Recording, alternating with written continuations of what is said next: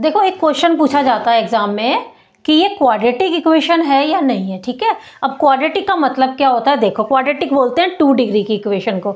अब प्रॉब्लम आ गई कि डिग्री क्या होता है ना, क्योंकि हर चीज़ क्लियर होगी तो तभी आपको अच्छा लगेगा, पढ़ने में मज़ा आएगा, ठीक है।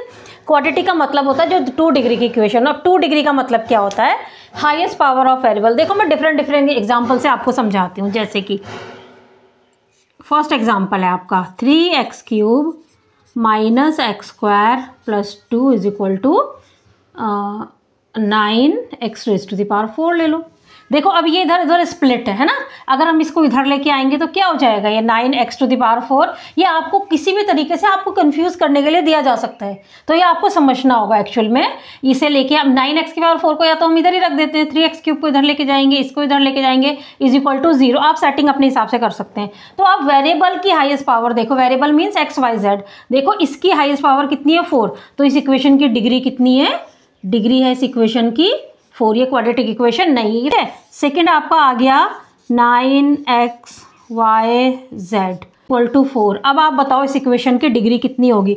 डिग्री होती है, देखो अब आप डिग्री में यहाँ हाईएस्ट पावर का मतलब क्या होता है, डिग्री जनरली बच्चों को, बहुत कम बच्चों को आती है डिग्री का मतलब, ठीक है।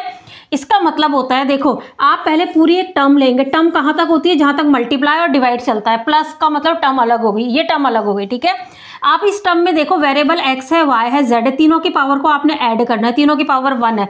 तो जो इस टर्म की जो हाईएस्ट पावर होगी वो होगी 3, इस टर्म की होगी 1 और इसकी तो 0 है। इसको इंटू 1 लिख सकते हैं, और 1 का मतलब किसी की भी पावर 0 हो उसकी वैल्यू 1 होती है। इसमें आप x की पावर 0 भी ले सकते हैं। तो यहाँ पे तो आपका वेरिएबल एक्चुअल में है ही नहीं, उसकी पावर 0 है, ठीक है।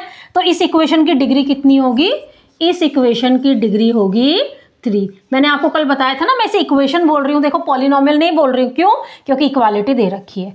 ये होती है डिग्री। आपने हर एक टर्म में अलग अलग देखना है। जैसे कि आपका आ गया 12x², ठीक है।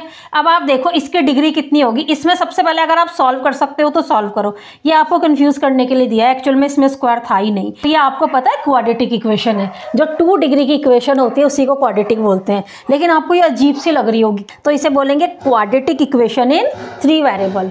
हमारे सिलेबस में नहीं है, हमारे सिलेबस में सिर्फ क्वाड्रेटिक इक्वेशन इन 1 वेरिएबल का हमें सोल्यूशन कराया जाता है, ठीक है। तो है ये भी क्वाड्रेटिक इक्वेशन, इसे आप नो नहीं कर सकते। एक आपका अगर ऐसा आ जाए 12 बोलेंगे आप, हाईएस्ट कितनी है 3 है, नहीं देखो यहाँ पे x की पावर 3 है, x की पावर 3, x की पावर 3, इन्हें कंबाइंड करना होता है, ये सिंगल बनानी होती है। ये दोनों मिलके -12x³ होगी तो कैंसिल हो गया। तो ये क्वाड्रेटिक इक्वेशन इन 1 वेरिएबल है। ये